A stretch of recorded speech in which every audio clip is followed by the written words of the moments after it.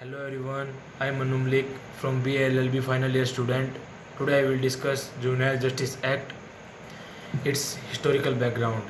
The first children court was established in 1898 in USA and based on the principle of parents patriae, that it means that magistrate will act as a father for the child during the trial of that case. And the second court was established on the principle of absence of mens rea, that children, while they commit any mistake or wrong which is in conflict with law, it will be presumed that children do not have guilty mind. Absence of mens rea will be there. And third, in 1860, the Apprentice Act came into India, was first legislation for CCL, child in conflict with law, below 15 years of age. This was the first legislation in India. So in 1920, the complete segregation of child from the adult jail was there. In 1960, the Children's Act came. It introduced basically four changes. Now let us discuss one by one. First is sex-based definition of child. Boy below 16 year, girl below 18 year. Second is introduced two different bodies. First is children court. Children court will be for delinquent child. Second is juvenile justice board. Juvenile justice board will be for neglected children. Third is it provides segregation of children in three different homes. First is observation home. Second is special home. Third is children home. Observation home is when matter is pending, then children will be kept in observation home.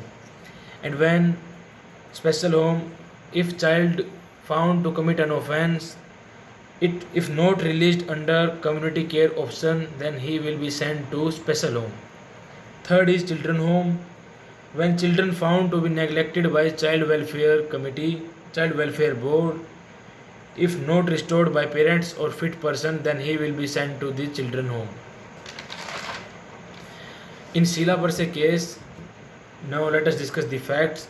In Sheila Burse case, Sheila Burse filed a writ petition. In PIL was filed by Sheila Burse seeking release of children from the jails instead of complete prohibition against imprisonment of children, brought to light the wide discrimination occurring due to the diversity of legislation governing the field of juvenile justice in India. In this case, Supreme Court held that children should not be kept in jail at any cost. They should have different homes, institutions for the custody of child. Either they are in observation home, special home, fit person, etc. So what is the outcome of Sheila Burse case?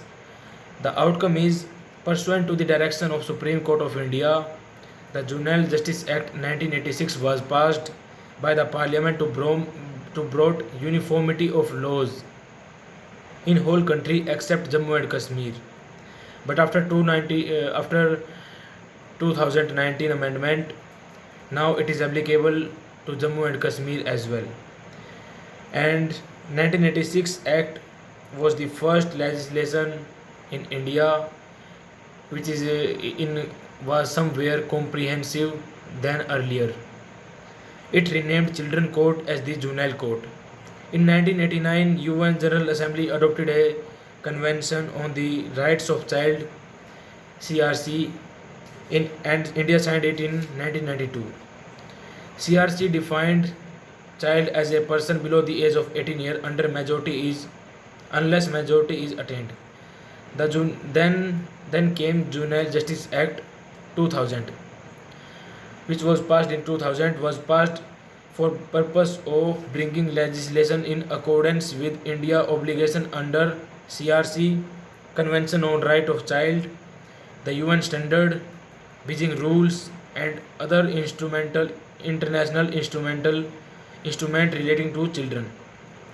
It introduced the uniform age of 18 years for all children to be provided care and protection under it. Then came Juvenile Justice Act 2015, which repealed and replaced the Juvenile Justice Act 2000, introducing some changes while keeping objective intact, reaffirm and international conventions.